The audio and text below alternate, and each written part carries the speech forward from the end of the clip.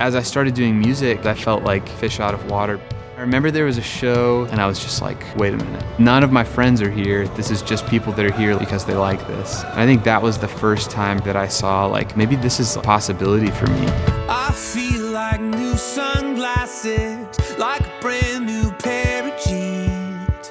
I feel like taking chances. I grew up in South Tulsa. It is totally suburban. And honestly, man, it was such a great place to grow up. It is home to some of the kindest and hardest working people. You try to be humble, you try to work hard. The landscape is beautiful, but it's not dramatic. And so I think the people are probably the most unique thing about it.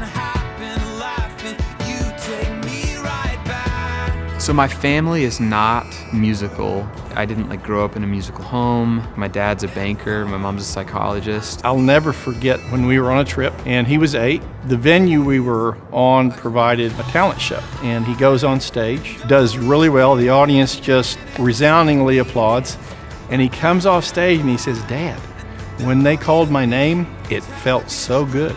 It was a little strange because when I started really getting into music, I think there wasn't a script for me as an artist or for like them as parents. I didn't sing at all until I saw a guy from Tulsa named Ben Kilgore sing at my school. Ben Kilgore had a great voice and it like changed the atmosphere of a room. And I'd never like seen that before. But I was just like, what was that? Like I wanna find and feel that again.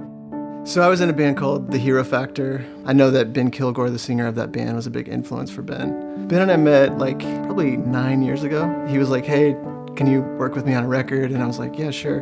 Did a record together and we've been friends ever since and kept working together. When I started doing music, I loved it and I was like all in. I've recorded something on every record with Chad Copeland. You know, I worked a lot at it, but I think when it started to look like I was gonna do it as a career. I think all of us, myself included, were just like, how are you gonna do this? Now everything's not given. I work hard to make a living. So the guys I started playing music with went to high school with me. We formed a band for the Tulsa World Battle of the Bands, and we got to play here, Kane's Ballroom, at our first show. This is Kane's Ballroom.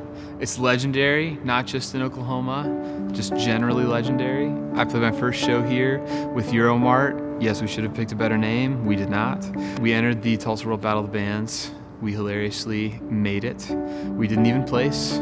We got to play here and it was so much fun. It was like all the kids from all the rival schools were coming and like it was built up. It was a huge deal. It was so fun. And everybody that plays here signs the wall.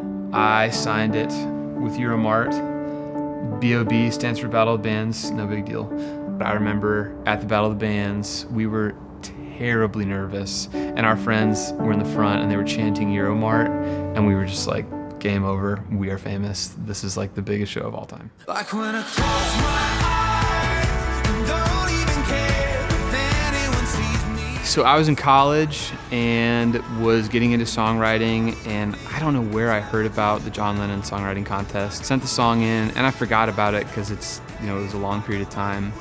And I got a phone call in my dorm room and someone was like, "Is this Ben?" It was like a New York phone number. "Yes, this is Ben." Like, "You won."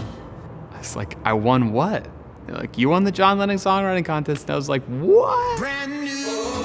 I still to this day am like, I can't believe they picked me or that song to win, but that definitely was like affirmed, I don't know, like feeling like maybe I could like write songs that people enjoyed.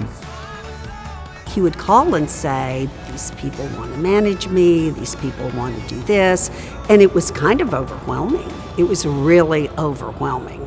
You know, what now? Where do we go? I didn't know that I could like really do it. I knew I loved it, but I think because I didn't have a person in front of me that did it that I could follow, I was just like, I don't even know how I would go about being a musician.